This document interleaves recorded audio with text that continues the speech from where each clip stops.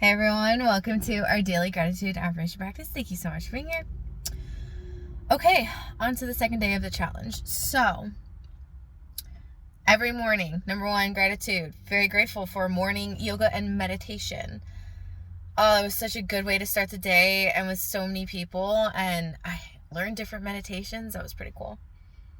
And then the sound bowls. Okay, so breakfast also, again, I think it was porridge that day. And it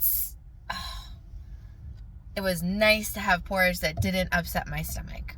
I'll just say that. So after breakfast, after the morning meditation, after you got a chance to relax a little bit, it was always the same thing for the next couple of days, meeting in your teams, and then you're doing the activity of the day.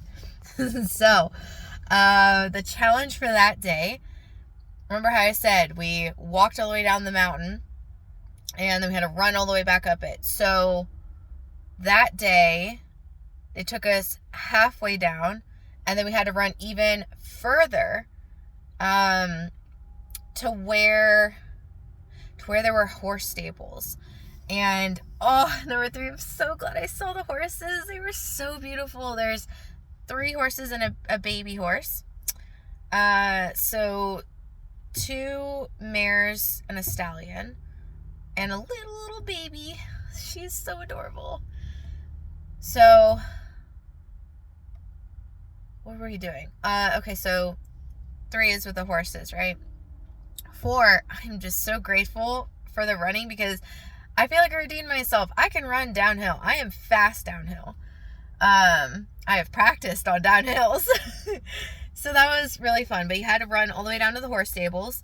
And then when you got there, you had to pick up a log, walk it all the way around the ring with your team, and then you got to see a board for 2 minutes, and then you had to memorize the board. So number 4, grateful for that log carry. Again, just strengthening myself for Norway. And number 5, very grateful for leading teams and, organizing people, because immediately I was like, everyone point to a row that you have. And so we had all the rows covered. Each person took a row. One thing that we learned, though, is confirm your row, and I'll tell you why in a second. So we memorized our row, and then we had to run halfway back up the hill, and we got pieces. Number 6, again, grateful for my organizational skills. I literally took the pieces out of the bag, and I was like, while we're walking, let us put it in order while it is still fresh in our minds. And so each person took their pieces, put them in order, because there was someone who on our team that she was going through her own journey. She had lost, I think she said 100 pounds. And so she was really pushing herself. And she doesn't do physical challenges like this. So it was really awesome to see, we're helping her. And we needed our whole team. So we're organizing on the way. We get to the place with a board. We put our stuff on it. It's not right. We have to go back. So they let that person sit out, and the rest of us went back to carry the log and do the whole thing and figured out where we got wrong, or where we went wrong. So number 7, grateful for my stamina, grateful for the team stamina. We quickly realized the 2 that we had flipped. It was just a whole 6 row of, I think there was at least 6 people to a row of faces. And so went back, and then, it was right, and then that was the end of the challenge. That day, I think we came in last. I think our team came in last. But, very proud of the team, how we stuck together, and pretty strong team. Number 8, dinner. Again, so good. And then what was the workshop for that night? I think it was the cacao. No, was it the cacao ceremony? I don't think so. I'm getting some of my ceremonies kind of mixed up. I forget what the second one was, because I attended all of them. But I don't want to say. Okay, let me think about this for a second, because Wednesday I got there, and then Thursday, that was the first day of the challenge, and then Saturday, and then Sunday we left. Okay. So I think Thursday, Friday, Saturday. Yeah, so I think that one was the music ceremony. Yes. So that one was the music ceremony. And no. Okay, there's a reason why I'm getting these mixed up. We'll say it's the music one. Anyways, so Dave does musical instruments, and then he partners with Allison, and she does the singing bowls. What an experience that was. So we sat in a circle, did a guided meditation with Allison, and then he added instruments to it. Self-taught. I had a wild experience. This is going to be like 8 through 10. Whatever number I'm on. It was so insane.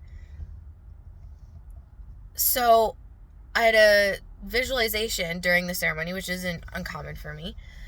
And I was in this Native American circle. It always is either 12 or 13 people. And when he started playing the instruments, the first song, there was 3 different instruments. He played 3 different songs. First song was a song of mourning, and this Native American woman was just mourning about her daughter. Like, the whole first song was them choosing something to connect to death with. And then the middle song was kind of a transitional song of like coming together in community and coming into the moment. And then the final song was a connection and choosing something to connect to in life, like very sacred. And each Native American had their totem animal.